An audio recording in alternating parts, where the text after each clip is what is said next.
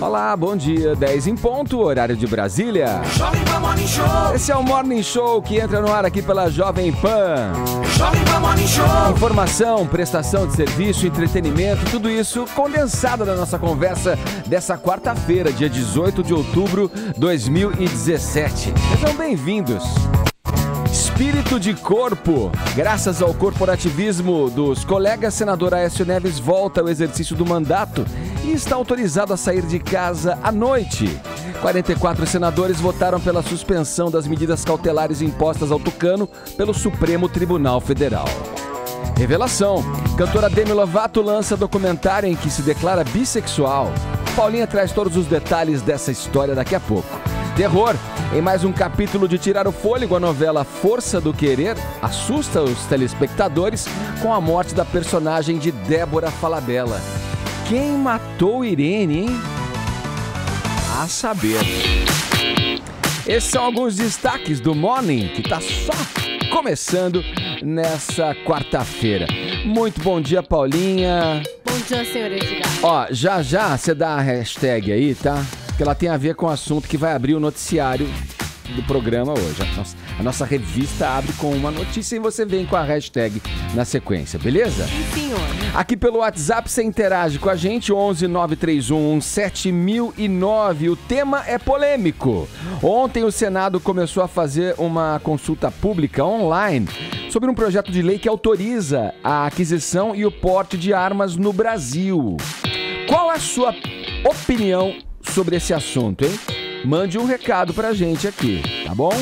De maneira sucinta, de maneira objetiva. Diga aí qual é a sua opinião sobre esse assunto. E será que a gente ainda vai ter a liberação para aquisição e porte de armas no Brasil? Mande mensagens em áudio ou em vídeo. Estamos aguardando pelo nosso WhatsApp 11 931 17009. No mais, para ver o Morning Show é só você baixar o nosso aplicativo, assistir pelo portal da Jovem Pan, que é o jovempanfm.com.br, pelo nosso canal no YouTube, youtube.com/Morning Show. Aí tem mais Facebook, aí tem mais Instagram, aí tem mais o que, Paulinha? Tem tudo, meu Onde que querido. inventar uma Tem coisa nova, a gente vai estar lá. Tá tudo lá. É só procurar os perfis oficiais e verificados da Rádio Jovem Pan. Tá bom, tá falado. Todos convidados a passarem a próxima hora e meia colados aqui na Jovem Pan, porque o Morning, como eu disse, está apenas, mas somente começando. É rapidinho, a gente vai abrir com uma parada musical o programa hoje. Vamos começar de forma bem musical, no estilo rock and roll das antigas. Como diria o amigo meu. A galera de fundo aí, ó.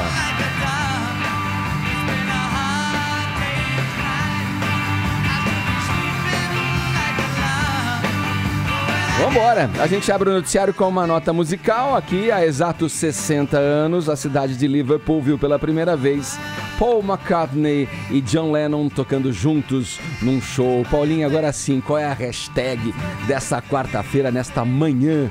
Conta essa história pra gente aí. Olha, a hashtag é Beatles em memes, né?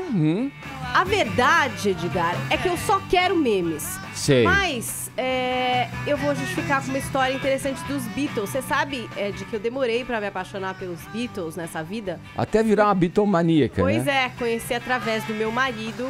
E ele me introduziu a este grande grupo por um documentário chamado Anthology, que eu acho que todo mundo deveria assistir. Foi a primeira série feita com pessoas que já estavam mortas. Muito boa, eu chorei quando os Beatles terminaram e tal. E nesse documentário você descobre o que, Edgar? Que, por exemplo, em 18 de outubro de 1957, dois rapazes jovens, não é? Paul McCartney tinha o quê? 15 anos, quando conheceu John Lennon. Era um gordinho da escola, como o próprio Paul falava. Era um gordinho da escola. Meio ali, com uma guitarra meio ruim, né? Mas parece que tava tirando um som bom e tal. E John Lennon já tinha a sua banda, The Quarrymen Skiffle. Depois ficou só Quarrymen, conhecida como, não é?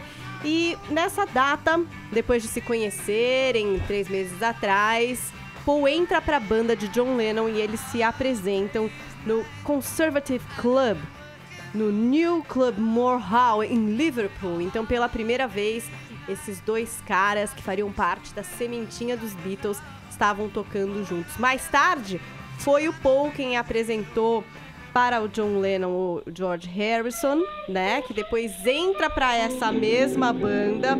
Uma banda que tocava o quê, Edgar? Qual era o som? Uma mistura de folk com blues, com jazz, embalada por artistas como Elvis Presley, Bill Haley. Então ficou ali um tempinho o George Harrison. A banda entrou em desinteligência, né? Tivemos problemas, também morreu a mãe do John Lennon, ele passou por um processo de luto aí. Terminou essa banda e os três resolveram continuar a carreira artística juntos. Seria essa a sementinha dos Beatles nascendo, não é isso, Ed? Sabe, né, nessa anthology aí que você falou, uma vez eu ganhei essa caixa, né, de presente e ficou ali, guardada, plastificada na minha estante durante um bom tempo. Aí eu olhei pra ela num dia chuvoso, assim, ela olhou pra mim e eu falei, é hoje. Abri e assisti na sequência, assim, ó. Fiquei, acho que, sei lá, 10 horas. Fiz uma maratona. Binge watch. Total, de Beatles Anthology. E fui acompanhando ali de uma maneira, num tempo pequeno, né? Pra toda a história contada dos Beatles naquele material.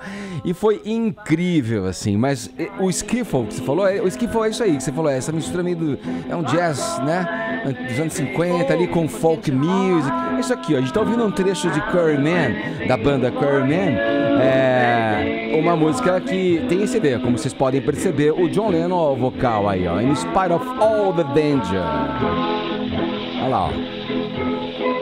E aí, o que eu também, quando a gente resolveu falar isso aqui no programa, fui atrás pra reler algumas coisas, tudo, e tinha uma festa acontecendo em Liverpool, num bairro chamado Woolton, atrás da igreja de St. Peter. Cadê aquela, tipo, sabe, festa meio quermesse, assim? E aí tinham algumas atrações, né? Tinha a procissão da igreja, vinha todas as carolas acompanhando. E tinha uns carros, umas tipo caminhonetas, assim, que levavam as atrações ali. E o Quarrymen era uma delas. E ali o Paul já olhou e falou, pô, aquele cara realmente é o que salva naquilo, porque o resto os outros músicos é mais marromeno, né? E o John tava tentando mais se equilibrar, né, no carro, do que conseguir desenvolver alguma performance ali, né? Até que ele se senta ali, né, na beira do caminhão e continua tentando tocar, enquanto os outros integrantes já tinham desistido. Mas aí nesse começo, nessa vida escolar, tudo, o Paul que foi o cara que chegou pro John Lennon e mostrou e tocou outras coisas, porque o Paul já era um cara naturalmente talentoso, né? Então ele tocava piano, um dia o Paul chegou, sentou do lado dele, tocou umas notas junto com ele ali no piano também, abraçou ele, aí ele viu, pô, esse cara é mais velho que eu, o John era da turma acima, né? E aí ficou a história, né? O John ficou intrigado entre contratar, chamar pra banda o Paul e dividir as atenções ali do frontman, né? Ou continuar com o Quarrymen sem o talento do Paul e arriscar, tipo, não dá em nada, né? Mas aí que vem a história e é legal que você tocou nisso, porque a gente pode ouvir um pouquinho de The Quarrymen agora com That Will Be The Day.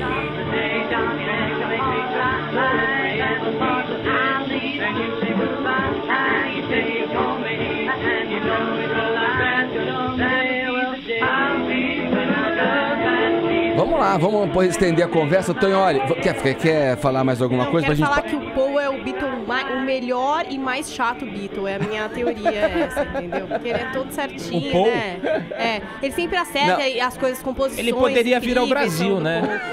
Ele vem 100 vezes, tipo, segue vivo, maravilhoso, tem família, né? A mulher morre de câncer, todo mundo fica mal, a filha é talentosa, o filho também. Não sei, eu fico meio assim, né? Ele é chato, mas ele é o melhor Beatle, sempre fica a dúvida. E eu sei que o Tonholi tem vários bastidores da vinda dele. Eu acho ele chato, né? Não é muito controverso, mais bonzinho, né? Não sei, eu acho isso. É a minha opinião. Tem gente que gosta do John Lennon, tem gente que gosta do Paul. Tem gente, pouca gente, mas tem gente que gosta do Ringo também. É bem pouca gente. Eu gosto de nenhum. Você gosta do Roupa Nova, Gosto de né? roupa nova. Também Os pode Beatles acontecer. são valorizados Gente, pra o caramba. Tonholi, ele tá um pouco nervoso, assim. Acho que ele quer falar alguma Desde coisa. domingo eu tô pra falar Você isso. Ele tá um pouco ansioso. Vai, Tani. De O domingo. que você vai contar? O que você vai contar pra gente? Domingo eu já sabia que o Bono tinha visitado o Paul. Mas eu quero falar mais além do que você leu por aí. Aqui em São Paulo, Sir Paul McCartney se hospedou num lugar que você não acha no Google, secreto. Chama Casa Tangará. Ele não quis hotel. Fica na Zona Sul. Se for no Google, você não sabe o que é Casa Tangará. Bom, ele trouxe 4 cozinheiros veganos e toda a equipe só pode comer comida vegana. Ficou desesperado porque tinha medo que queimassem 4 válvulas do amplificador inglês das guitarras. Os produtores se escaralharam todo para achar as 4 válvulas. Pra deixar de reserva? Não conseguiam achar nem a pau. Agora as melhores informações. O Paul McCartney exigiu que toda a banda e toda a equipe de produção, iluminadores e por aí vai, usassem, sabe essas xuxinhas de cabelo, Paula? Usassem xuxinha de cabelo Eu vou obedecer rosa. o Paul. A minha não é rosa, mas eu vou rosa, por aqui. em homenagem ao Outubro Rosa, porque a a Linda esposa McCartney morreu de câncer no seio. Isso é legal. Não entra na entourage, na claque do Paul McCartney, que não usa a xuxinha rosa. Agora tem a mais legal. Qual é? O Paul McCartney chegou para uma brasileira no domingo e falou assim: eu queria fazer uma homenagem aqui em São Paulo a minha atual mulher Nancy. Eu quero falar My Beautiful Nancy. Aí a tradutora falou: Paul, quero falar em português. Se nós traduzimos Beautiful Nancy, vai ser Linda Nancy. E a tua ex-mulher é linda. Então não dá pra falar Beautiful Nancy. Aí ele falou Wonderful Nancy, a maravilhosa Nancy. Boa. Áudio Tonholi, galera! Trocadilho até na vida do Paul McCartney. Mas vocês sabem que a questão do... Eu acho que os Beatles, eles demonstram na música muito dessa metamorfose, né? Porque acho que a carreira é muito longa. De um músico, de uma pessoa, das fases que ela... A gente ouviu aí essa música bem do comecinho da carreira, Quarryman. Quarryman. Que parece muito Robert Johnson, né? Naquelas primeiras gravações de blues, É o som assim. cru, né? É o som muito cru e depois a gente vê no finalzinho cítaras, né? É uma curva muito Você vê, grande. a carreira nem é tão longa, viu, Carol? A carreira dá, sei lá, se te esticar muito ali, uma década só. Frente às bandas que estão aí até hoje, Stones, né? Que tem uma carreira mais longeva, eles foram realmente uma explosão e concentrados num período de tempo. E documentados, né? E documentados, Eu muito acho que é isso que muito o Anthology acompanhados. Tem um mostra. bastidor outro pra dar. Tem outro bastidor sobre meu o John Deus. Lennon. Ah. A Paula sabe porque o marido dela, o Arthur, conheceu bem essa pessoa? O produtor Roy Cicala, que gravou Elvis, gravou Frank Sinatra, descobriu o Jimi Hendrix, veio morar no Brasil e foi o melhor amigo da Yoko e do John. Tanto que ele foi o último a estar com eles antes do John ser assassinado. Eu passei algum tempo, vulgo 6 anos, fazendo a biografia do Roy, e ela tá no prelo.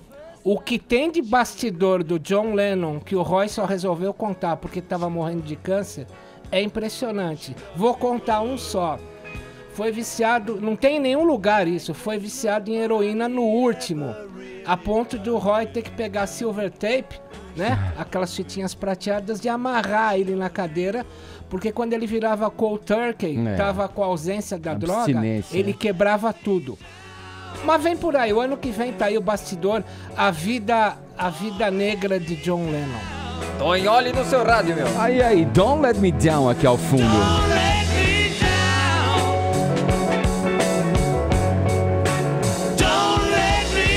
Meus caros, temos que mudar de assunto, infelizmente. Vamos lá, vamos girar o assunto aqui no Morning Show, falar de política. Olha aqui, parte do Senado está em festa. É isso, 44 senadores de um total de 71 decidiram anular a decisão do Supremo Tribunal Federal de manter Aécio Neves afastado do exercício do mandato. Com a suspensão das medidas cautelares impostas pelo STF, o tucano vai poder também reaver o seu passaporte e sair de casa durante as noites. José Maria Trindade, quais foram os bastidores dessa sessão na Câmara Alta da República, hein? Bom dia para você aí em Brasília. Pois é, muito bom dia. Por aqui, Tonholi, não há como usar aquelas fitinhas para amarrar, não, mas que dá vontade, tá? Amarrar silver tape, né? Um monte de... A minha tese continua aqui, viu, Edgar? A história de que sempre que o plenário fica cheio, sempre que há um acordão aqui, a gente sofre, o povo acaba sendo traído, né? Eu queria dar alguns bastidores. Primeiro, o plenário ficou muito cheio, né? Quase todos os senadores, poucos fugiram ali de votar pela volta do senador Aécio Neves ao plenário do Senado Federal, e havia um constrangimento. Tentaram levar o debate com profundidade para um relacionamento institucional, as prerrogativas do Senado e as prerrogativas do Supremo Tribunal Federal, as repercussões desta decisão nos estados e municípios. Muitos senadores disseram antes da sessão de que, se não houvesse uma reação do Senado, os juízes iriam prender vereadores e afastar vereadores e prefeitos dos cargos eleitos, né? E também nos estados. Mas não. O debate foi sobre a volta do senador Aécio Neves. E aí, com esse resultado que você disse aí, o senador Aécio Neves, com 44, quase 45, que é o número do PSDB, ele volta, já pode voltar. Insistentemente, eu perguntei ao assessor dele quando será essa volta, ele não anunciou. O que nós apuramos aqui é que ele fará um pronunciamento no Senado Federal se defendendo e falando o que realmente aconteceu. Ele insiste também de que foi vítima de uma armação do Joesley e do Procurador-Geral da República, o então Procurador-Geral, Rodrigo Janot. Esse é o discurso do senador. Na saída, a gente sempre fica na porta ali esperando os senadores para as repercussões. Foi um Senado envergonhado, não houve comemoração quando o anúncio foi revelado no painel digital, ninguém comemorou, o silêncio, né? A gente vê que foi um constrangimento e uma lavagem de roupa ali. Edgar, é a abertura de uma impunidade e a revolta, como eu disse aqui, dos investigados, viu? Foi um passo difícil para o Senado Federal, mas que foi dado abrindo aí a possibilidade de ampliar esta tentativa de evitar a Lava Jato, ou seja, a impunidade. Não foi um bom momento e os senadores sabem disso. Ô Trindade, você pode confirmar? Não estou bem certo se foi o senador Álvaro Dias que disse isso, mas dessa decisão, ela vai absolutamente contra o desejo da população brasileira como um todo, né? Quer dizer, eles continuam lá olhando o próprio umbigo, legislando em causa própria, simulando muitas vezes situações, essa coisa do embate entre os poderes, a soberania entre os poderes. Aí vem Romero Jucá dizendo que o pleito é soberano. Quer dizer, para mim deveria ser preso na medida que cometem crimes, qualquer cidadão. Porque até porque o foro privilegiado é uma coisa que, se você olhar o mundo aí dos países, digamos, não são poucos países têm o foro privilegiado. Muitas nações, por exemplo, os Estados Unidos, por exemplo, não tem o foro privilegiado político lá. Não, Bill Clinton foi julgado por um juiz de primeira instância, no caso Mônica Lewinsky. Uhum. Foi o senador Álvaro Dias, Álvaro Dias, né? Isso mesmo, foi. Estamos na contramão, o Congresso está na contramão do que pensa e do que quer o povo. Sobre o foro privilegiado, isso já é um absurdo, né? Houve um momento ali em que eles pensaram em mudar quando descobriram que o Supremo também pune, e naquela época do mensalão punia até mais fortemente do que a justiça comum. Para você ter uma ideia de como é esse sentimento de corporativismo, de grupinho do chá das 5 aqui no Congresso Nacional, o presidente do Senado, o senador Eunício Oliveira, disse que o Senado foi agredido e se sentiu ofendido quando um juiz da Justiça Federal, mas primeira instância daqui de Brasília, determinou que o Senado fizesse a votação aberta. O senador Eunício correu do oficial de justiça e se recusou a receber a determinação, a notificação de que o Senado teria que fazer a sessão aberta. Logo depois, o ministro do Supremo, Alexandre de Moraes, deu a decisão, né, de que a sessão seria aberta, mas o oficial de justiça não conseguiu notificar o presidente do Senado, e esse foi um grande argumento para convencer alguns ali que estavam indecisos. O que eu tenho a dizer, além disso, é que não foi uma votação tranquila, comprovou o presidente Michel Temer que mantém uma liderança forte no Senado Federal. Ele, pessoalmente, articulou, ligou para alguns senadores e houve um momento em que se pensou em adiar. Mas aí o próprio PSDB entrou em campo e disse que tinha que decidir porque o desgaste só aumentava. E ali o senador que caiu da mula apareceu, outro que passou mal foi votar de ambulância, um que, segundo o senador Renan Calheiros, arrancou metade das tripas, também estava no plenário, ou seja, quando a coisa é ruim, o Senado tem sim quórum alto. Ô Tonholi, na prática aqui, o Aécio Neves recuperou o passaporte, como disse aqui, o direito de exercer o mandato ali, pode sair à noite e tal. A pergunta que eu te repasso é o seguinte, ele recuperou também o direito de andar de cabeça erguida? Bom, foi uma vitória de Pirro. O que é vitória de Pirro na história, né? Você tem um general grego chamado Pirro, que mais ou menos aí 280 a.C. foi brigar com os romanos, matou 6 mil romanos, mas ele perdeu 3.500 soldados e jamais pôde atacar, porque apesar de ter matado 6 mil, ele não tinha mais... Agora, uma pergunta que eu queria fazer ao Zé Maria Trindade, Ed, é o seguinte, Zé, a gente lembra que há um mês e meio o senador, o presidente do PSDB, o Tasso Gereissati, divulgou um vídeo em que ele chamava o PMDB de presidencialismo de cooptação. Fez uma cisma grande no PSDB, isso porque metade do PSDB ficou com Temer, metade ficou contra Temer, e capitaneando essa briga contra Temer, o Tasso Gereissati, autor do roteiro do vídeo. Mas, como nós vimos ontem, o Michel Temer liberou 200 milhões de reais em emendas orçamentárias para os senadores votarem a favor do Aécio. Como é que fica o corpo inteiro, Zé, do PSDB face o PMDB? Fica muito complicado, até porque as informações são de que o PSDB está rachado. Falam que o senador Aécio Neves vai voltar e vai renunciar à presidência do PSDB. Ele ainda é presidente, só que está licenciado. Dizem por aqui que o governador do estado de Goiás, o Marconi Perillo, deve assumir a presidência. E dizem, inclusive, que Tasso Gereissati teria revelado a amigos que não aguenta mais o PSDB muito conturbado e ele pensa, inclusive, em mudar de partido. Vai perder alguns, o senador Ricardo Ferraz pode ir para o Podemos. Enfim, o partido está em crise e, inclusive, com o senador Tasso Gereissati, que foi por uma linha de que o PSDB tinha que assumir erros. E isso desagradou aos tucanos, que dizem que erros, ninguém aqui errou, nós não erramos, nós somos tucanos, né? E essa é a situação mesmo. Agora, sobre a vitória de Pirro, é muito pertinente essa comparação, porque o senador Aécio venceu, mas deixou atrás de si marcas profundas na imagem do Congresso Nacional e do Senado e, inclusive, uma dificuldade para o PSDB, que o desgaste só aumenta. É exatamente isso. Venceu e deixando uma fila de cadáveres aí atrás. Agora, Zé, você estava falando aí desse sentimento de que não era de vitória no fim da sessão, né? O plenário, o pessoal estava meio cabisbaixo. E a gente falava de constrangimento. E a gente falava dessa dificuldade do voto secreto, na verdade, da preferência do voto secreto, né? Todo mundo não queria depois assumir no colégio eleitoral. Aparecer frente à sociedade. Exato, e depois voltar nos seus estados e falar, olha, eu votei pela manutenção do Aécio Neves, e tem as gravações ali bem constrangedoras também, ele falando coisas bem, enfim, comprometedoras. Agora, como é que vão ficar esses senadores? Eles também já se manifestaram em relação a isso? Vão sair eles de cabeça erguida para se defender? Eles já estão preparando a defesa ali, o discurso que vão assumir diante dos colégios eleitorais?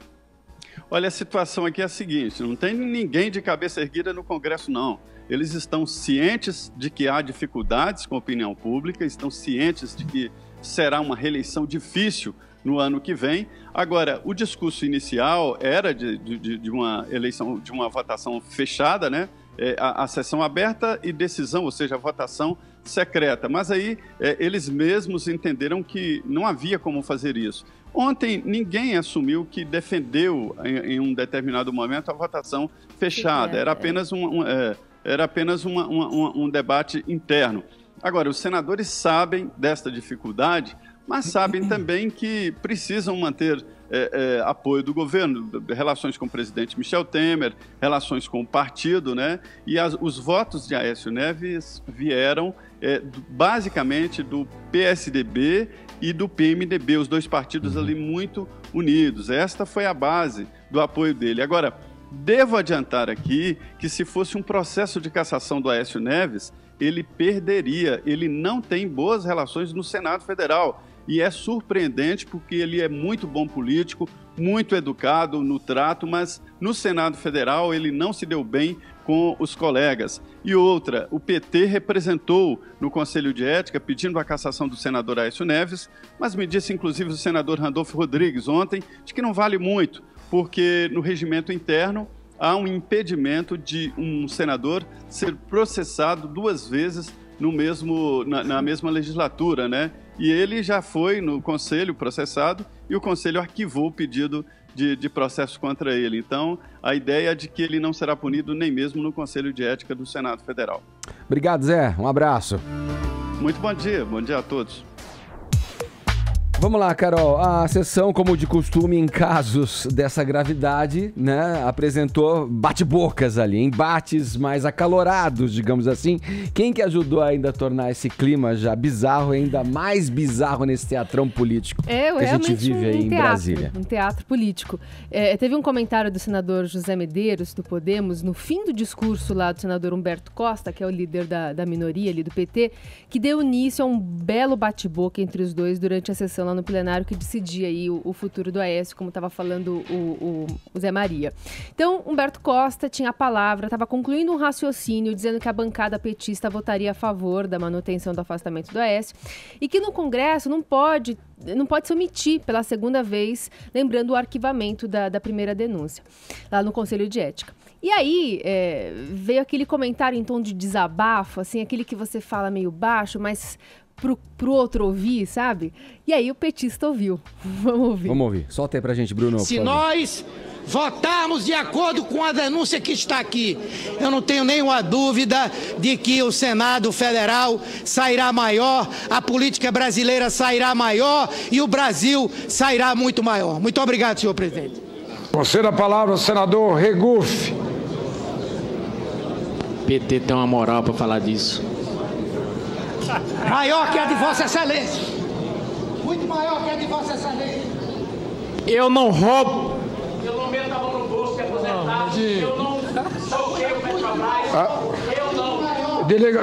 Eu não vou permitir essa discussão no telefone. Tem a palavra o senador Regufe. E vocês roubam de aposentado, roubam. Toma vergonha, rapaz. Senador Regufe, tem a palavra, Excelência. Senador Regufe. É isso, né? A discussão tá uma vergonha, rapaz. E aí os microfones estão Beleza, desligados e um fica acusando o outro. Ah, você roubou a Petrobras. Ah, você mete a mão no bolso de aposentado. Enfim, fica essa discussão e o presidente da casa, Eunício Oliveira, tentou ali conter os ânimos e seguir o jogo, dando a palavra para o próximo. Teve também um outro bate-boca entre o senador Randolfo Rodrigues, da Rede, que chamou o relator da CPI da JBS, portanto foi fisicamente em outro lugar lá no Congresso, o deputado Carlos Marum, do PMDB, de lambe-botas do presidente Michel Temer. E não ficou por isso, né? Porque o Marum chamou pra briga e ele vai, né? E ele chamou, então, Randolfo de vira-latas. Esse bate-boca durante o depoimento do procurador Ângelo Goulart Vilela, que chegou a ser preso durante a delação dos executivos do Grupo JBS. E esse embate começou após Randolfo mencionar trechos do áudio do jantar do Ângelo, que participou com advogados da JBS em uma ação controlada ali pela Polícia Federal. Aí o procurador deu uma ironizada, reclamou que não teve acesso ao acesso do áudio exatamente, e aí o deputado Paulo Pimenta ironizou, falou assim, devia ter pedido ao senador. E aí soou praticamente como se fosse um gongo, porque aí começou toda a discussão. Vamos ver. Aliás, tem uma coalizão ampla aqui contra... Se tem alguém que está tranquilo aqui... Coalizão aqui contra a banda podre do Ministério Público. Não, é a coalizão do PT e do PMDB. Contra a banda podre do Ministério Público. É uma coalizão do PT e do PMDB. Senador Randolph. O senhor e o deputado Marum estão muito próximos. Ô, deputado, o senhor, por favor, não me cite, porque o senhor já tem dito muita asneira a meu respeito e já está passando o limite. Eu estou aqui... Isso é uma ameaça, deputado? Isso é uma ameaça? Isso não é ameaça. Isso é ameaça. Eu só estou dizendo que eu estou lhe ouvindo com todo o respeito. E eu não me dirigi a Vossa Excelência. O senhor me respeite. O senhor me respeita também. Eu me respeito e lhe respeitei até agora. O senhor me respeita. O senhor me chamou de cão de guarda. O senhor é um vira-lata. O senhor se deu respeito. Porra! O senhor se deu respeito. O senhor se respeita. Seu vira-lata. O senhor lambe-botas do presidente da República. Senador Randolph. Lambe-botas do presidente da Senador República. Randolph. Lambe-bota é o senhor, seu vira-lata. Bate senadorzinho de quinta categoria. Que vergonha, hein? Ô, Edgar, isso aí que é a câmera alta? Essa é a câmera alta, essa é altíssima, altíssima. É o Maroon 5. Uma metralhadora. Que vergonha, né? Tá E aí, enfim, aliás, vocês sabem o que é bate-pau? Bate-pau? Bate-pau. Eles falaram aí o Bate-pau do presidente Randolph Temer. falou, né? Paga-pau, bate-pau? É tipo Não, paga-pau. Bate-pau é X9. Caguetando, tá. Você que conta tudo lá pro presidente, enfim, garoto de recados. Eu fui pesquisar, porque bate-pau eu não conhecia. Cada coisa nova que a gente aprende. É uma gíria que a gente aprende, né, com os nossos parlamentares. O lambe-bota é mais fácil, né? Puxa-saco, né?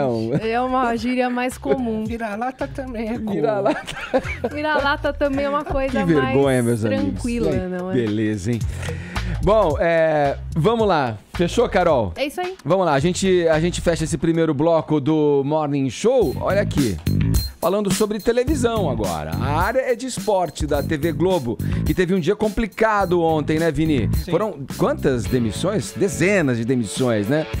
A empresa chegou a vir a público se manifestar para justificar essa demissão em massa, digamos. A Globo não enviou nenhuma confirmação sobre o número de funcionários demitidos, também nenhum nome confirmado, mas enviou sim uma nota dizendo que isso faz parte de um modelo organizacional para implementar aí uma estrutura mais funcional e dinâmica, né? Na verdade, isso já foi anunciado desde outubro do ano passado, né, Edgar?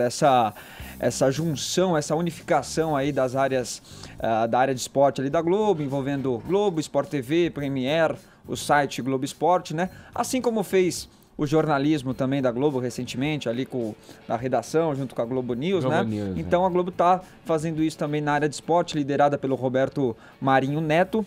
Né? Então está promovendo essa série aí de demissões. Já no começo da semana, o diretor de esportes em São Paulo, César Seabra, foi mandado embora, e ontem vários profissionais, né? Entre os nomes mais conhecidos aí, da jornalista Vanessa Rich, né, que era apresentadora da Sport TV, apresentava o Sport TV News, já estava há 18 anos aí na emissora, e também o comentarista Luiz Ademar, né, que comentava vários jogos, principalmente dos times aqui de São Paulo, né? Então tem outros nomes também. Eu peço cuidado porque as pessoas estão divulgando aí nas redes sociais outros nomes de jornalistas que não foram demitidos, porque alguns portais confirmaram esses nomes aí, mas os próprios jornalistas nas suas redes sociais falam: gente, olha, o portal tá me mandando embora, mas a Globo até agora não me mandou não.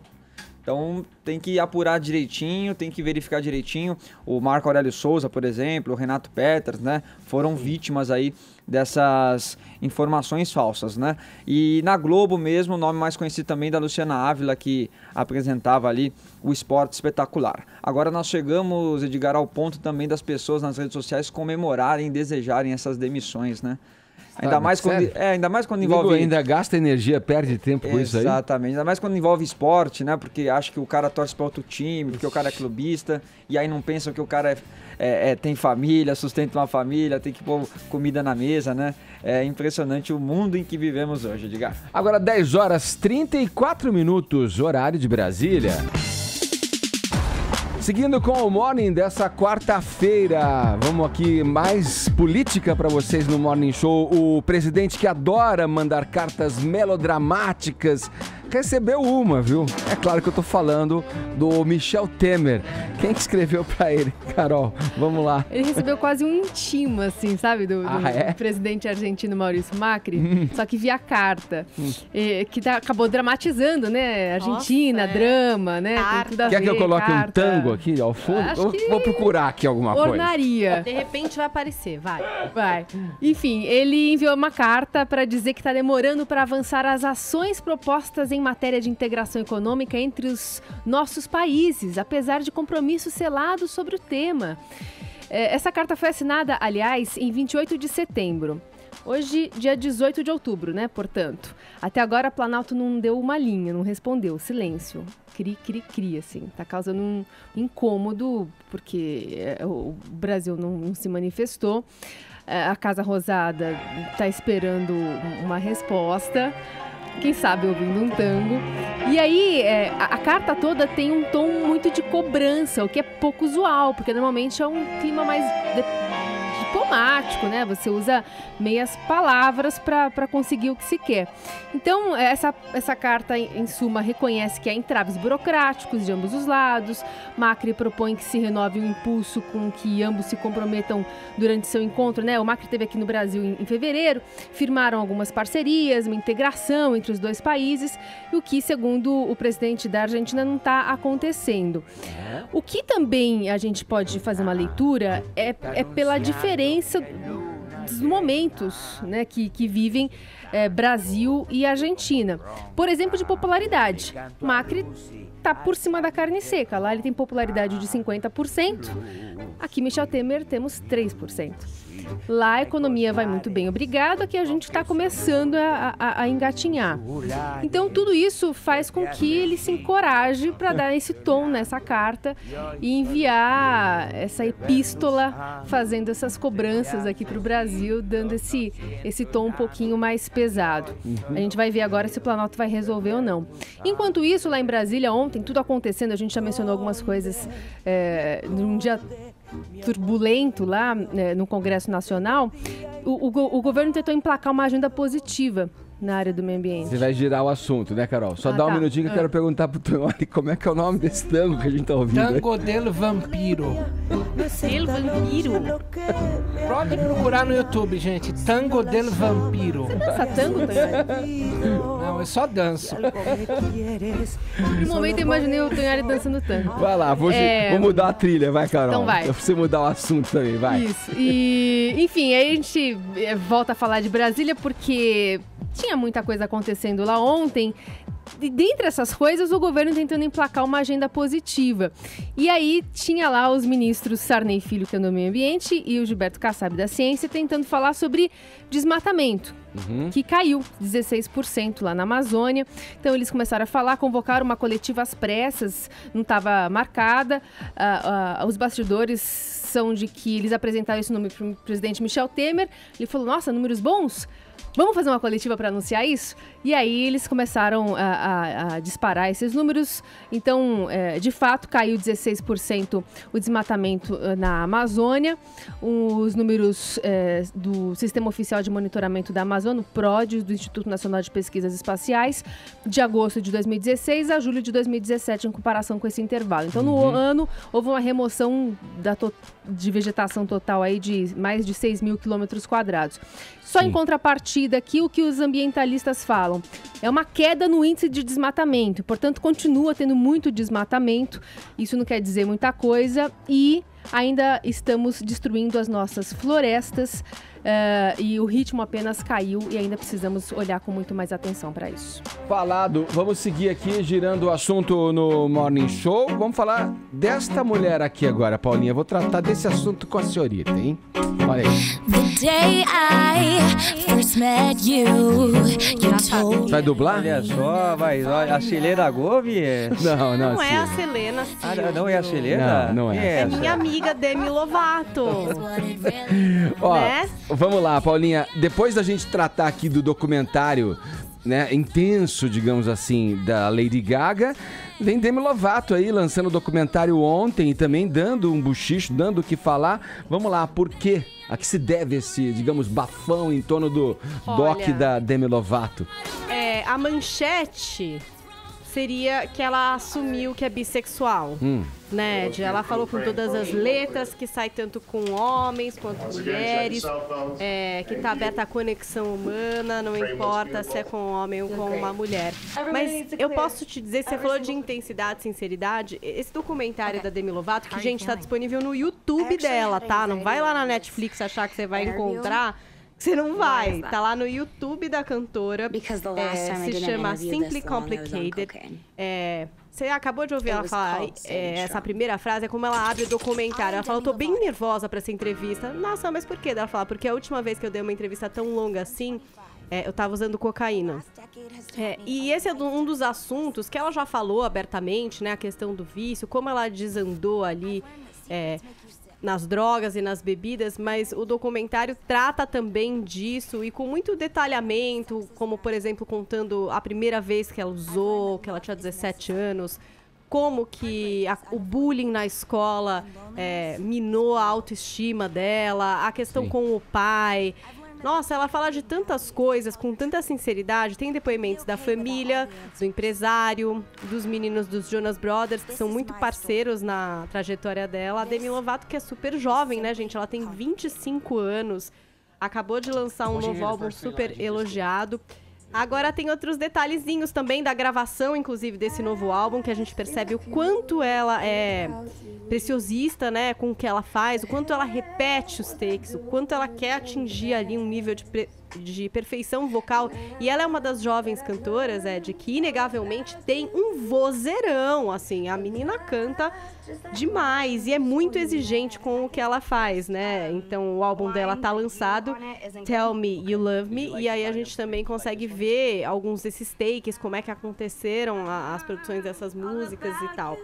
E aí também tem a parte que os fãs gostam bastante, né? Que é ali a convivência com ela, como é o humor da Demi Lovato, e a gente se surpreende em compreender que a época que ela ficou realmente imersa nas drogas, ela se transformou numa pessoa manipuladora e muito difícil, e como hoje ela já tá numa outra fase, envolvimento dela com artes marciais, com o jiu-jitsu principalmente, né? A gente sabe que ela namorou um brasileiro que fazia MMA exatamente por essa incursão dela dentro do jiu-jitsu, então também tem essa coisa legal. E eu pesquei uma coisa, Edgar, que eu ainda não vi ninguém comentar. Você sabe que na hora que ela tá falando ali dos relacionamentos, né, dos encontros, dos primeiros encontros e tal, tem uma conversa dela com o stylist dela, que é quem escolhe as roupas, que ela fala assim, então tá, eu vou precisar de uma roupa pra esse final de semana, bem no meio dessa conversa de primeiros encontros. E daí o cara fala, você vai precisar? E aí, onde é que você vai? Daí ela fala assim, eu vou num jogo de futebol. Já pensei em Neymar na hora. Pensei se não aparecia Neymar. Você já quis começar. Como que era hoje? Você começou a querer lançar aí um, sei lá, um Não sei, factoide, eu pensei nisso na hora. Pegou? Porque ela fala... Pegou? Tem esse Neymar. boato, Togues. Tem esse boato de que Demi Lovato Neymar. e Neymar já tivessem tido alguma coisa, né? Era Neide a nossa tag. Neymar e Demi Lovato, se acontecesse, uma hashtag muito bonita, não tão poética como o Brumar. Mas aí tem essa deixinha ali, bem no meio onde ela fala das relações e tal. Ô, Paula, você acha que, eu não sei se você concorda comigo, mas esse nível de abertura que essas artistas estão colocando nos documentários, no material que elas estão lançando, não é também em decorrência do que se diz, do que se coloca a vida exposta nas mídias sociais? Já que eles são, os fãs de Demi Lovato e Lady Gaga têm a mesma idade que elas, talvez um pouco menos. Humanizar os artistas? Não, acho que são mais jovens os da Demi Lovato. Mais jovens, mas você não acha que isso também é devido a essa abertura, essa vida escancarada que tá aí nas mídias sociais também? Sabe o que eu acho desses documentários, Ed? Eu acho que hoje a gente tem tanta informação... Isso. Que a gente, às vezes, perde alguma coisa, né? Então, por exemplo, quem não segue a carreira da Demi Lovato, de repente pode achar que ela ainda tem um problema com droga. Sei lá, ela tá há 5 anos de cara limpa. Eu acho que quando faz um documentário ela desse... Ela bota o veredito dela, a palavra dela. Você dá ali o caminho, o que aconteceu, como foi, e assim estou agora. E aí você coloca num produto só. Eu vi esse documentário e entendi agora que a Lady Gaga tem um problema realmente. Tô triste. Acho que serve pra humanizar um pouco o artista também, né? Exato, mas eu digo... Mas pra dar o ponto de vista dela específico em contraponto a notícias, especulações, fotos, enfim, tudo que acontece, que é tanta coisa que a gente não sabe, Vou usar um exemplo aqui de algumas cantoras similares que vieram antes da Demi Lovato, por exemplo. Sei lá, Christina Aguilera, a própria Britney Spears. Existia, quando o modelo, o paradigma era a indústria fonográfica, pornográfica, de botar uma proteção ali, uma blindagem nessas figuras, né? E ainda você falou de duas que viveram a era dos paparazzis muito intensa, né? Hoje a gente vive a da rede social. Mas a transformação disso também, né?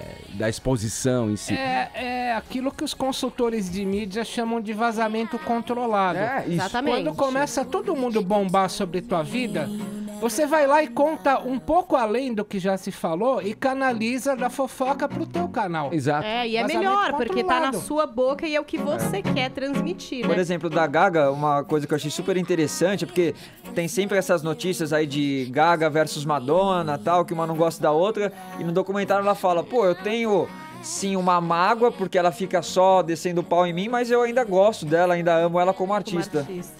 Então, na boca da Lady Gaga, aí você começa a entender algumas coisas. Acho que é isso que a Paulinha falou um pouco, né? Eu achei muito legal, então se você gosta da Demi Lovato, ou você ainda não conhece esse jovem talento da música, vale a pena, porque essa menina realmente tem talento e é muito nova, ainda tem muita coisa pra acontecer na vida dela. Tá lá no canal dela do YouTube, Demi Lovato, Simply Complicated, um documentário bastante revelador, assim, franco, sabe? E com problemas que atingem não só ela, como outros jovens, como, por exemplo, bullying, a bulimia. Eu acho que ela traz uma mensagem bem legal de superação. Beleza, Paulinha. Quem é que tá aí do nosso cast aí pra dar hora? Eu vou assistir o documentário. O Bolsa Progressista, eu gosto da olha Demi, aí. gosto da Lady Gaga, da Madonna. A sua preferida qual é, Bolsa? A Lady Gaga. Aí tá bom. Entendeu? Deixa eu dar hora. Dá licença aí, pô. Você é militar, tem que estar na hora certa. horário de Brasília. Atenção aí, da Pena. Fala, velho. Fala aí. Que eu vou falar agora não é spoiler não, viu, da Pena? E se quiser fechar o ouvido também, pode fechar, viu? Você é todo cheio de gueri-gueri, sei lá o quê. Você não vai me ligar de novo, né? Eu vou ligar pra você tomar pau todo dia de manhã. Você toma pau da gente da Pena.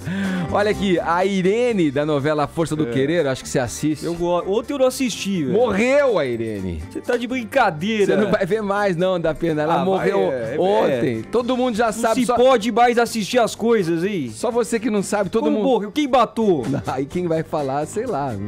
Quem vai contar é o Vini, meu. Ô Vini, conta pro da Pena aí. Ô da Pena, pergunta pro Vini, o que você quer saber? Quem matou ela, Vini? Não, primeiro, quem é Irene? Desculpa. Irene é a Débora Falabella, personagem da Débora Falabella. A maldosinha. É a vilãzinha que engana lá o Eugênio, que é o Dan Stuba, né, fingindo que tá grávida, né, que causou todo um rebuliço na vida dele lá com a esposa, né, a Maria Fernanda Cândido, né, da traição. E aí nesses últimos capítulos ela inventou que tava grávida do Eugênio, tal, aquela coisa, ameaçando também outras pessoas. E aí ontem Irene foi desmascarada. Irene foi desmascarada por uma turma lá. E aí ela começou a fugir dessa perseguição dessas pessoas e começou a ter surtos também. E eu que estava assistindo a novela e ao mesmo tempo mexendo no celular, daqui a pouco eu olho pra TV e falo, o que estou assistindo? It a Coisa? Annabelle 2? Porque era filme de terror? American Horror Story? Invocação do Mal? Não, era Força do Querer.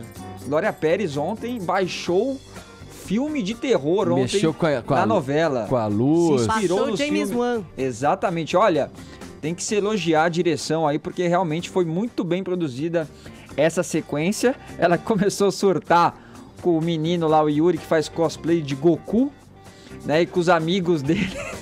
E com os outros amigos dele também, que fazem outros cosplayers. E também começou a imaginar que tava saindo sangue dela, enfim, até a hora que aparece estas 5 pessoas. Estes 5 suspeitos. Quem nos acompanha pelo... Stranger Things? Quem nos acompanha em imagem tá vendo aí. Quem né? são eles? Silvana, que é a Lília Cabral. Ela tava ameaçando a Silvana. Junto com o Eurico, que é o marido da Silvana, Humberto Martins. Também tem outro casal, a Elvira, que é a Beth Faria, que a Irene matou o ex-marido dela e roubou a grana dela.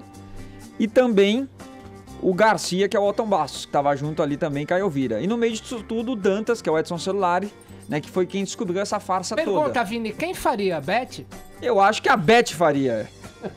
Eu acho que a Beth faria, Tonho. Por uma lógica... E também porque assim, a Elvira já não tem muito o que perder na vida, entendeu? Então, porque todos ali teriam motivos, aí alguém matou ela, alguém matou, desses. alguém empurrou ela no fosso do elevador. Ah. Porque na sequência que passou ontem, parece que ela que vai recuando ali acaba caindo, mas não, alguém a empurrou. E eu acho que a Beth Faria, até porque a Beth Faria também fez Tieta, e Tieta era vingativa. Então até hoje perdurou. Então acho que ela tem um pouco de Tieta ainda no sangue e matou É uma ótima a Irene. explicação. Mas isso nós só vamos descobrir, claro, no final da novela, na sexta-feira. Novela que está sendo um sucesso, bateu aí mais uma vez a marca de mais de 45 pontos de audiência. Acredito que na sexta vai ultrapassar os 50 pontos. É o maior índice de audiência desde a Avenida Brasil. Então a Glória Pérez tá com tudo. Né? Ontem também tivemos Rui, Fiuk, descobrindo que Ruizinho não é filho dele, é filho de Zeca. E Fiuk passou essa emoção. Passou muita para emoção. Os telespectadores. Passou. Tô tentando te acompanhar. Exato. Vai. E Bibi Perigosa. Bibi Perigosa show, que né? tá ferrada agora, né? O marido foi preso. Perdeu todo o dinheiro. Acabou Tá com sendo amante, despejada. né? Só que aí ela lembrou. Guardei um dinheiro na casa da Silvana, que é a personagem da Lília Cabral. Mas o que a Lília Cabral é na novela? Uma viciada em jogos. Aí pegou o dinheiro da Bibi e gastou tudo. Sabe o que eu queria saber, Edgar? Quem vai cuidar do filho do Vini? Porque Mas ele vê todas as Mas é o séries, seguinte, aproveitem enquanto eu tenho tempo. Que aí depois eu não vou ter mais tempo de contar Vini, uma todos esses pergunta. detalhes.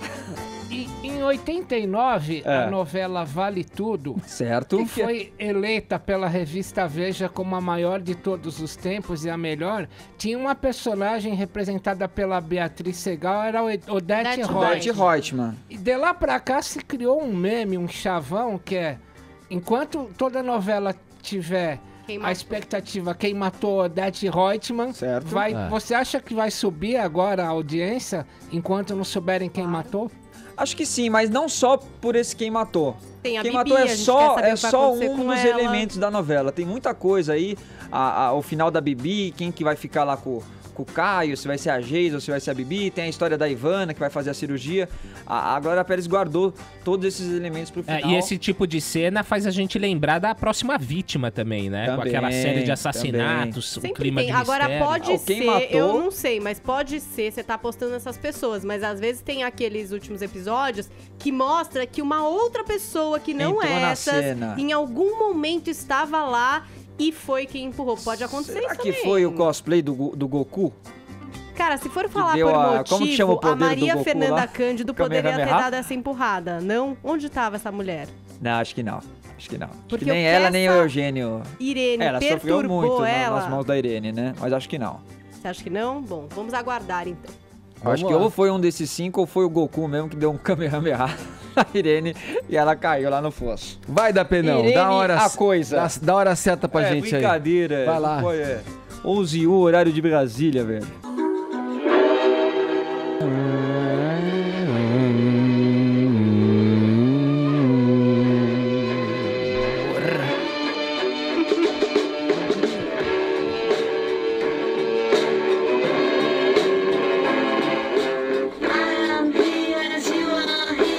Tentando achar o som aqui. Ô Paulinha, como é que tá a nossa hashtag aí? Olha, pra quem chegou agora no programa, há 60 anos a cidade de Liverpool viu pela primeira vez Paul McCartney e John Lennon tocando juntos num show. Essa história aqui foi trazida pela Paulinha no começo do programa. Levamos um papo aqui, né, sobre esse momento, o começo ali, os primeiros dias dos Beatles. Esta banda seminal, fala isso, Ed, por favor. Desde Quarryman até se transformar em Beatles, Paul McCartney entrar na banda, Pete Best sair. Bom, enfim, isso tudo motivou a nossa hash de hoje, hashtag Beatles em memes. Como é que estamos aí? Olha, não sei, dizem boatos Não que a gente sabe. emplacou aqui entre os mais, mas no meu não tá aparecendo, por isso peço prints para os ouvintes, se a gente tá entre os assuntos mais comentados do Brasil, me mandem. Agora, tem chegado coisa maravilhosa, né, como a internet é. Por exemplo, o ET aqui. Hashtag Beatles em meme. Que Beatles que nada, bebê. Aqui é Brasil, meu amor. Uma foto de uma senhora, não sei quem é, maravilhosa. Adorei. Tem também Fuinha Palmeirense, uma pessoa que tem participado com memes. O tchauzinho dos meninos dos Beatles. Muita gente usou esse gif, então eu escolhi aqui do Fuinha pra simbolizar. E tem também o Superman, hashtag LJSDV, que diz: sexta-feira chegando e nós tá como? Grande risada de Ringo e Paul. Rindo à toa, né? Da chegada da sexta-feira. Obrigada, Toyone, por esse trocadilho. Acrescentou. Então, continuem participando, me mandem prints aqui, porque eu não tô conseguindo ver no meu aqui a gente entre os assuntos mais comentados do Brasil, tá? Pra vocês ganharem prêmio, então sigam aí, hashtag Beatles em memes. Falado, Paulinha. Olha aqui no WhatsApp o assunto, eu avisei no começo do Morning de hoje, é polêmico. Ontem o Senado começou a fazer uma consulta pública online sobre um projeto de lei que autoriza a aquisição e o porte de armas no Brasil. Qual é a opinião dos nossos ouvintes sobre esse tema, hein? Vamos conferir agora, aqui no Morning Show. Bom dia, galera do Morning Show. Aqui quem fala é o Carlinho Dazinha, de Urupês. E a minha opinião sobre isso é que vai virar uma bagunça, né? Porque muita gente fala que é pra se defender, mas na verdade vai virar uma bagunça. Qualquer briguinha, nego vai pegar, vai atirar um no outro e vai virar uma matança só. É isso daí que eu penso. Valeu, tchau. Bom dia, Edgar. Bom dia, galera do Morning Show. Aqui é o Reinaldo de Santo Amaro. Tudo bem? Bom, beleza. Eu sou a favor, sim, do porte de armas, porém com uma análise psicotécnica muito apurada e busca de antecedentes criminais bem refinada. Enfim, no momento nós não estamos preparados para passar por essa análise. O governo acho que não tem essa capacidade ainda. Mas sim, eu continuo sendo a favor, desde que dentro dessas situações. Um abraço para todos aí, um bom dia. Olá, bom dia, Jovem Pan, aqui é o William da Zona Oeste. Eu sou a favor sim do porte legal de arma, já que o Estado não tem condições de dar a segurança que todos nós desejamos. Então devemos ter apenas o próprio direito de defender a nossa própria vida. Olá pessoal do Morning, tudo bem? É Paulo dos Estados Unidos, do estado da Flórida. Eu nunca vi uma notícia tão boa com relação ao porte de armas aí no Brasil. Uma das melhores notícias dos últimos tempos. Como vocês sabem, aqui na Flórida é permitido o porte de armas e aqui as coisas são bem diferentes. Muito difícil um assaltante ou um arrombamento de casa acontecer com uma pessoa dentro de casa, porque aqui o cidadão pode se proteger. E aí no Brasil deveria ser o mesmo. O cidadão tem que se proteger. Tá certo? Um abraço. Bom dia, eu sou o Rodrigo de São José dos Campos. Em relação à consulta popular do Senado, eu sou extremamente a favor da liberação do porte de arma para os cidadãos, porque assim poderemos nos defender melhor. Mas acredito também que deva haver uma conscientização sistemática e forte para o uso da mesma, pois muitas das pessoas não estão preparadas para isso. Que deu na nossa enquete aqui, micro-enquete, 4-1, foi essa conta? Deu um só. 4-1, mas com alguns poréns, né? Alguns a favor, mas ressaltando que falta estrutura, falta uma conscientização da população, né? Eu tendo a concordar. Eu tenho horror de arma. Se perguntar pra mim, eu falo assim, não, peraí, mas eu tendo a concordar aí com aquele sujeito que disse ali pra gente que, liberar do jeito que vai sair qualquer coisinha, nego dando tiro, nego... Ainda mais nos tempos que nós estamos hoje aqui, né, Edgar? Só pra gente lembrar, acrescentar aqui ao tema, em 2005 foi feito um referendo aqui no Brasil. Já estava previsto no Estatuto, né, do Desarmamento esse referendo, e a pergunta era direta ali, o comércio de armas de fogo e a munição deve ser proibido no Brasil? Aí a gente poderia votar sim ou não, ou deixar o voto em branco ou nulo, como é, na verdade, nas eleições. O resultado final foi assim, 59 milhões e 100 mil, aproximadamente 100 mil votos, rejeitando a proposta, o que dava ali em torno de 63%, enquanto 33 milhões votaram pelo sim. representando 36%. Então, nesse momento em que foi aferida aí a vontade da população com relação ao armamento ou não, pelo não desarmamento ganhou com 63%. Então, você deve ter mais algum dado para trazer. Não, eu tenho quero resumir rapidamente uma história particular com arma, por isso que eu sou contra a arma. Eu morava no Paraíso, e naquela época... Um bairro aqui em São Paulo. Na zona sul de São Paulo. E na época eu trabalhava na Folha de São Paulo e os dois peritos, o Fortunato Badam Palhares e o Nelson Massini, encontraram aquelas ossadas de perus dos guerrilheiros misturados com indigentes, papapá. Eu fui cobrir aquilo, peguei uma infecção na boca e o jornal Notícias Populares, que era filhote da Folha de São Paulo, fez uma manchete comigo, que era assim: maldição da tumba ataca repórter. Mordeu caneta com uruca e ficou podre. Pois bem, eu morava num prédio térreo. Nossa, que manchete. E eu tinha uma arma, um Colt calibre 32 com cabo de madrepérola, que era do meu avô, tá? Os meus vizinhos começaram a apedrejar a minha casa, berrando Romeu Tumba! E uma dessas pedras acertou minha primeira ex-mulher no rosto. O que eu fiz? Meti bala no berro e saí na rua. A sensação de você ter uma arma na mão com um monte de pessoa te cercando com pau e pedra é a seguinte: vou atirar. Quem disse que eu tinha coragem de atirar? Pois é. Eu peguei a arma e saí correndo. Claro que eu fiquei com aqueles caras no meu pé um tempão e eu não ia passar a andar armado. De arma eu quero distância, porque quem saca uma arma é pra atirar. Se você não atirar, você morre. Então é melhor não ter. Vamos lá, falando ainda sobre armas, vamos ao Rio de Janeiro e a cidade do Rio e a cidade de Niterói estão travando uma discussão aí sobre se a guarda municipal deve ou não andar armada. Aí já é uma outra questão dentro desse mesmo tema e quem esclarece pra gente como anda essa discussão por lá é o nosso correspondente Rodrigo Viga. Bom dia, Viga! Olá, de Baioneta, tudo bem? Eu vou bem, e você? Você não gosta dessa insígnia ou de militar ou de filme pornô, né, cara? Mas tudo bem. Pois é, você pode escolher, dependendo da circunstância, escolhe, né? Pois é. É só quebrar rapidamente o protocolo aqui, porque o Ministério Público acabou de denunciar o NUSMA à Justiça por conta daquela compra de votos aí pro Rio sediar a Olimpíada de 2016. É rapidinho, tá? Meu caro Ed Baioneta Show. Organização criminosa, lavagem de dinheiro e evasão de divisas. Sobra também para um monte de gente, inclusive, adivinha para quem? Para o ex-governador do Rio de Janeiro, Sérgio Cabral Filho. Mas voltando à vaca fria, meu caro Edgar, eu diria para você o seguinte: aqui no Rio de Janeiro já tem porte de arma para um grupo, né? O grupo de bandidos, né? Os bandidos estão armados até os dentes e talvez isso fomente esse tipo de discussão, esse tipo de ideia que o cidadão de bem deveria ou não também se precaver ter armas em seu poder para se defender desse crime que aqui no Rio de Janeiro fica mais perto por conta da topografia, da geografia da cidade, onde favelas e morros convivem quase que lado a lado, né, diariamente, rotineiramente, com os chamados moradores do asfalto. De Baioneta Show.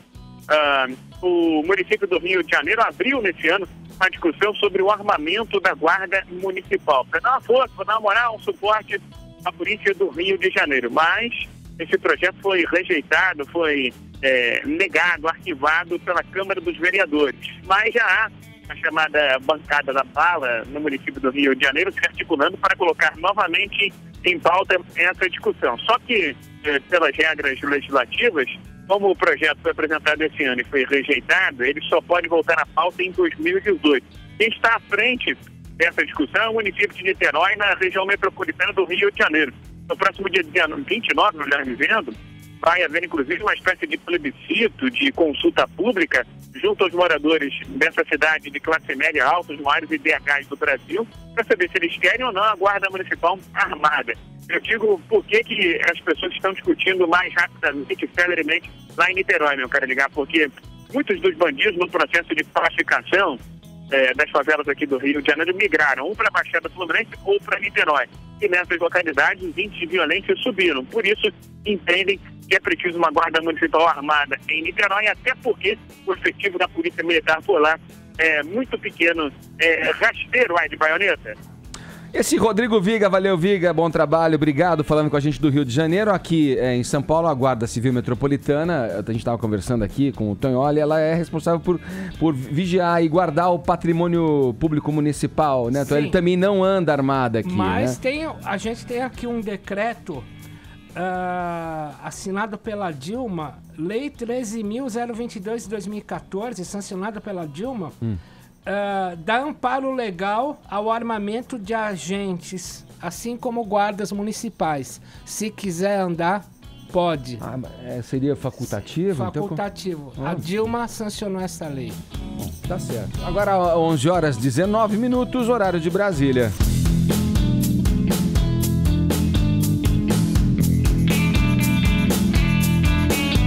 Em meio ao furacão em Hollywood provocado pelas denúncias contra o produtor Harvey Weinstein, a atriz Jennifer Lawrence veio a público ontem e relatou um caso de abuso vivido por ela. Vamos lá, vão aparecendo, né? Atriz atrás de atriz dizendo aí, né, dos abusos do Harvey Weinstein. Na verdade, o dela, no caso, não foi em relação a ele, foi com produtores. E aí ela explicou que ela teve que se submeter a uma coisa humilhante, que foi ficar pelada, cobrindo assim só suas partes, ao lado de outras meninas. E ali a produtora falou, olha, eu acho que você vai ter que emagrecer, querida. Aproveita e usa essa sua foto aí, tira uma foto nua pra você se inspirar pra poder emagrecer. E que aí depois ela até falou com outro produtor, tipo, nossa, mas preciso emagrecer, que coisa. Daí ele falou... pra mim você é super transável, né? Tipo, não sei por que você teria que... Sabe assim? Daí ela fala que até hoje ela tá se acostumando a não se forçar a dar risada, assim, quando passa por uma situação constrangedora como essa. E no mesmo evento, teve também a Reese Witherspoon, que falou que sente nojo do diretor que a assediou quando ela tinha 16 anos e raiva dos agentes e produtores que fizeram ela acreditar que o silêncio era uma condição para que ela conseguisse outros trabalhos, né? E como que essa história de outras mulheres se abrirem mexeu com ela, que ela não estava nem conseguindo dormir e até se arrependendo de não ter vindo a público antes para falar. Teve também muitos posts nas redes sociais com a hashtag MeToo, enfim, anônimos e também famosos falando de situações de assédio que teriam passado. A America Ferrera, que fez Ugly Betty e Superstore, também falou sobre isso. E quando ela tinha 9 anos, ela foi assediada sexualmente e que nunca conseguiu contar pra ninguém, porque ficou envergonhada, achando que tinha alguma responsabilidade com aquilo que tinha acontecido e que passou aí dias, anos tendo que encontrar essa pessoa e fingir demência, sabe assim? E que como é importante quebrar com esse silêncio, falar sobre isso para que outras gerações não tenham que passar por situações semelhantes. E até a pior, que veio de novo a público no Facebook, porque o Lars von Trier falou que não aconteceu nada, né? E aí ela falou assim, não aconteceu, então agora eu vou enumerar situações que aconteceram. E aí ela explicou, tintim por tintim, 6 situações em que ela se sentiu assediada. Ela disse que o diretor, depois dos takes, abraçava ela forçadamente por um tempo, ou na frente de todo mundo, ou quando ela estava sozinha, e que aquilo incomodava, e que no momento em que ela falou, olha... tipo, não dá pra abraçar, ele quebrou uma cadeira no set, ficou super descontrolado e tal, que ele vinha no ouvido dela e fazia descrição gráfica, assim, de coisas sexuais e tal, até com a mulher do lado, e que uma vez falou que ia pular pra varanda dela à noite, querendo alguma coisa, e aí ela foi pro quarto dos amigos e ela percebeu que, tipo, não daria... que estava sendo um problema, e depois disso ele passou a divulgar que ela era uma pessoa difícil, etc e tal, como ela já tinha falado. Então, assim, não tem muito escape, porque, né, tá muito descrito, Ed. A gente tem cada vez mais certeza de que, com certeza, aconteceu tudo isso, que é uma grande pena, né? Vamos girar o assunto nessa reta final do Morning dessa quarta-feira. Em entrevista ontem à Globo News, o juiz Sérgio Moro disse que a Lava Jato, em Curitiba, já percorreu um bom caminho e cobrou ações de políticos para evitar novos casos de corrupção no Brasil. Na conversa com o jornalista Gerson Camarote, o Moro afirmou que a investigação do mensalão do PT influenciou de forma decisiva a Lava Jato. Moro comemorou os resultados que a operação alcançou, mas destacou que o Brasil precisa avançar no combate à corrupção. Ouçam. A Lava Jato tem começo, meio e um fim. Ela vai acabar e espero que ela acabe bem. Mas novos casos de corrupção certamente vão surgir e que vão exigir novos desafios por parte das instituições brasileiras, certo? O que era importante é aproveitar esse momento para que nós pudéssemos, vamos dizer assim, reduzir a corrupção a níveis mais toleráveis. Tolerável é uma palavra complicada, porque a corrupção nunca é tolerável, mas nós não podemos ter a ilusão que nós vamos eliminá-la por completo. Tá aí. Ô Tonholi, nessa mesma entrevista ao Gerson Camarote, o Moro voltou a dizer que não é candidato, não tem vocação para a política, negou, alegando até que essa insistência aí, ela é fruto também de uma polarização, né, da figura do Moro contra o Lula, enfim. Bom, eu queria aqui fazer uma comparação. Logo cedinho, quando o Arconzinho falou dessa pauta, fui pegar detalhadamente os números, tá? Olha que curioso. Nós tivemos a Operação Mãos Limpas, que é a mãe da Lava Jato, que durou na Itália de 92 a 96, 2.993 prisões e 6.059 pessoas investigadas. Na Lava Jato, nós tivemos 97 prisões contra 3.000 da Mãos Limpas, tá? Só que tem um detalhe, a Operação Mãos Limpas, se você pegar, por exemplo, um líder italiano que foi acusado, o Mário Chiesa, ele estava com 5 milhões de dólares, era um socialista italiano, 5 milhões de dólares. Em números gerais, as Mãos Limpas foram maiores que a Lava Jato, só que em volume de dinheiro, a Lava Jato bate as Mãos Limpas em 100 vezes. Por exemplo, recuperou 10,3 bilhões, 3,2 bilhões recuperados. Agora, com questão a Lava Jato, se atribui a onda lavajatista ao suicídio lá do reitor de Santa Catarina. Só que outra coisa, nas Mãos Limpas nós tivemos, Edgar, 12 suicídios. 12. Sim. Então, infelizmente, não se faz uma batalha sem ter baixas, né? Uhum. O detalhe é, as Mãos Limpas são maiores em números e a Lava Jato é infinitamente maior em número de grana apreendida. Não pode parar, não tem como parar, e o ano que vem vai ser um grande ano de compliance, de acordo para que empresas envolvidas na Lava Jato possam fazer acordos de leniência e continuar, porque ano eleitoral todo mundo vai quitar tudo isso. Falado, Tonholi.